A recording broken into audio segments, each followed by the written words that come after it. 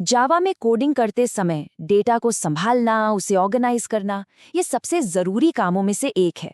और इस काम की जो सबसे मजबूत नींव है ना, वो है एरे। तो चलिए आज इसी फाउंडेशनल लेकिन बहुत पावरफुल टूल को एकदम अच्छी तरह से समझते हैं। तो इस सफर में हम क्या-क्या देखने वाले हैं? सबसे पहले एरे का ब्लूप्रिंट समझेंगे कि आखिर है क्या। फिर देखेंगे कि कोड में इसे बनाते कैसे हैं, इसके एलिमेंट्स के साथ काम कैसे करते हैं, और फिर कुछ हैंडी टूल्स पर भी नजर डालेंगे। और हाँ, आखिर में ये भी देखेंगे कि इसके फायदे और नुकसान क्या हैं। तो चलिए शुरू करते हैं। अब एरे क्या है, ये समझने से पहले ये जानना ज्यादा जरूरी है कि आखिर हमें इसकी जरूरत पड़ती ही क्यों है। जरा एक सिचुएशन इमेजिन कीजिए। मान लीजिए 100 स्टूडेंट्स के स्कोर स्टोर करने हैं, तो क्या इसके लिए 100 अलग अलग वेरिएबल्स बनाएंगे? मतलब स्कोर 1, स्कोर 2, स्कोर 3? नहीं, बिल्कुल नहीं। ये तो बहुत ही बेकार तरीका होगा। और बस यहीं पर एरे एक हीरो की तरह एंट्री लेता है। तो फिर ये एरे है क्या भला? देखिए, बिल्कुल सीधे साधे शब्दों में कहें तो ये एक ऐसा कंटेनर है जो एक ही टाइप की ढेर सारी वैल्यूज को एक साथ रखता है। बस दो बातें गांठ बांध लेनी है। पहला, इसका साइज फिक्स्ड होता है, मतलब एक बार बन गया तो बन गया, उसे बदल नहीं सकते। और दूसरा, इसके सारे एलिमेंट्स एक ही डेटा टाइप के होंगे, या तो सारे इंटिजर या सारे स्ट्रिंग। इसको ना ऐसे समझिए जैसे कि एक लाइन में बहुत सारे बक्से रखे हुए हैं और हर बक्से पर एक नंबर लिखा है। इसी नंबर को हम इंडेक्स कहते हैं। और हर बक्से के अंदर एक आइटम यानी हमारा एलिमेंट रखा होता है। और सबसे जरूरी बात, ये गिनती हमेशा 0 से शुरू होती है, 1 से नहीं। अच्छा, तो ये जो 4 चीजें हैं ना, ये जावा एरे के गोल्डन रूल्स हैं, जिन्हें बदला नहीं जा सकता। पहला, इंडेक्सिंग हमेशा 0 से। दूसरा, साइज एक बार फिक्स हो गया तो वो पत्थर की लकीर है। तीसरा, सारे एलिमेंट्स एक ही टाइप के होंगे। और चौथा, मेमोरी में ये सारे एलिमेंट्स एक दूसरे से चिपक कर, मतलब एक के बाद एक स्टोर होते हैं। इसे कॉन्टीजियस मेमोरी कहते हैं। और पता है इसका फायदा क्या है? इसी वजह से इन्हें एक्सेस करना, मतलब इनमें से किसी भी एलिमेंट को ढूंढना, बिजली की रफ्तार से होता है। चलिए, थ्योरी तो बहुत हो गई, अब जरा प्रैक्टिकल में उतरते हैं और देखते हैं कि कोड में एरे को असल में बनाते कैसे हैं। देखिए, ये समझना बहुत बहुत जरूरी है। जब हम कोड में कुछ ऐसा लिखते हैं, इंट एरे स्कोर्स, तो हम असल में कोई एरे नहीं बना रहे होते। नहीं, हम बस एक नाम बना रहे हैं, एक रेफरेंस बना रहे हैं। इस ऐसे समझिए जैसे हमने एक रिमोट कंट्रोल तो बना लिया, पर अभी तक कोई टीवी नहीं है जिसे ये कंट्रोल करेगा। असली एरे अभी मेमोरी में बना ही नहीं है। और ये हमें एक बहुत ज़रूरी कॉन्सेप्ट पर लाता है। देखिए, जावा की मेमोरी के 2 मेन एरिया होते हैं, स्टैक और हीप। स्टैक में छोटी-मोटी चीज़ें रहती हैं और हीप में बड़े-बड़े ऑब्जेक्ट्स। अब क्योंकि जावा में एरे हमेशा ऑब्जेक्ट्स होते हैं, तो वो हमेशा हीप मेमोरी में ही बनते हैं। ये परफॉर्मेंस के लिहाज से एक बहुत ज़रूरी बात है। तो एरे बनाने का सबसे कॉमन तरीका है न्यू कीवर्ड का इस्तेमाल। जब हम लिखते हैं न्यू इंट 5, तो हम जावा को एक तरह से कमांड दे रहे हैं कि सुनो, हीप मेमोरी में जाओ और 5 इंटीजर रखने के लिए जगह बनाओ। जावा फौरन ये काम करता है और उन 5 स्लॉट्स को उनकी डिफ़ॉल्ट वैल्यू से भर देता है। जैसे इंट के केस में वो 0 से भर देगा। और ये है दूसरा तरीका, जो कि एक बहुत ही बढ़िया शॉर्टकट है।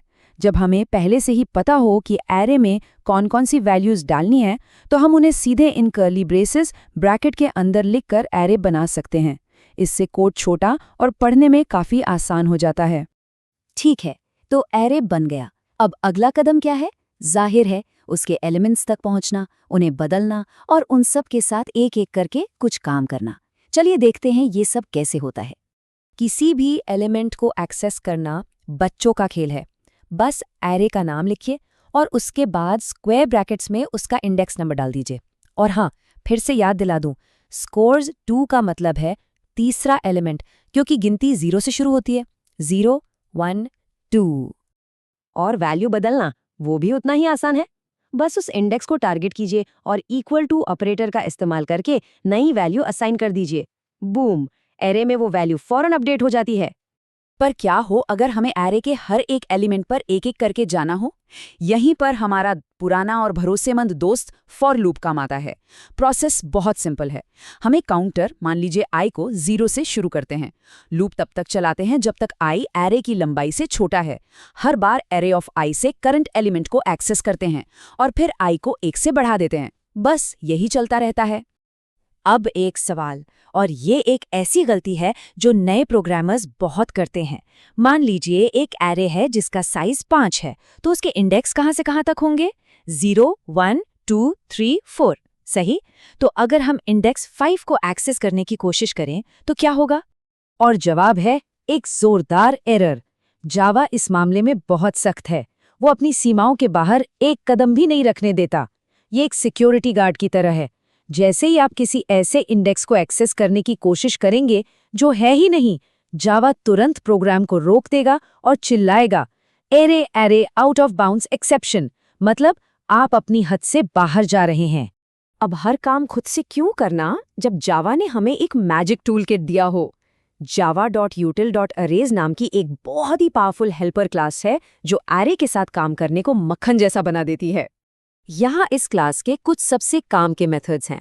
सॉर्ट करना हो, कुछ खोजना हो, ये हमारे बहुत से काम आसान कर देते हैं। और ये सभी स्टैटिक मेथड्स हैं, जिसका सीधा सा मतलब है कि हमें अरेज क्लास का कोई ऑब्जेक्ट बनाने की जरूरत नहीं। बस क्लास का नाम लिखिए, डॉट लगाइए और मेथड यूज कर लीजिए, जैसे arrays.sort। सिंपल। जरा सॉर्ट मेथड की पावर देखिए। बस एक लाइन का कोड, arrays.sort, और जावा बैकग्राउंड में एक बहुत ही एफिशिएंट एल्गोरिदम चलाकर पूरे एरे को छोटे से बड़े के क्रम में लगा देता है। कमाल है ना? बाइनरी सर्च भी एक सुपर फास्ट सर्चिंग एल्गोरिदम है, लेकिन इसकी एक बहुत जरूरी शर्त है। ये सिर्फ और सिर्फ सॉर्ट किए हुए एरे पर ही काम करता है। अगर एरे सॉर्टेड नहीं है तो ये गलत जवाब देगा। तो इसे इस्तेमाल करने से पहले एरे को सॉर्ट करना कभी मत भूलिएगा। चलिए अब एक नज़र डालते हैं कि एरेज के फायदे क्या हैं और नुकसान क्या हैं, ताकि हम ये समझ सकें कि इसे कब इस्तेमाल करना चाहिए और कब नहीं। तो पूरी कहानी का सार क्या है? एरे का सबसे बड़ा फायदा है स्पीड। किसी भी एलिमेंट तक पहुंचना बिजली की रफ्तार से होता है। टेक्निकली इसे O(1) या कांस्टेंट टाइम एक्सेस कहते हैं। मतलब एरे में 10 एलिमेंट हों या 10 लाख, किसी भी एलिमेंट को निकालने में एक जैसा ही बहुत कम समय लगता है। लेकिन इस स्पीड की एक कीमत चुकानी पड़ती है, और वो कीमत है इसका फिक्स्ड साइज। एक बार बन गया तो बन गया, न बड़ा हो सकता है न छोटा। और यही सवाल हमें एक नई दुनिया के दरवाजे पर लाके खड़ा कर देता है, जावा के कलेक्शन फ्रेमवर्क की दुनिया, जहां एरे लिस्ट जैसे लचीले डेटा स्ट्रक्चर्स हैं जो एरे की इसी सबसे बड़ी कमी को दूर करते हैं। पर खैर, उनकी कहानी फिर कभी।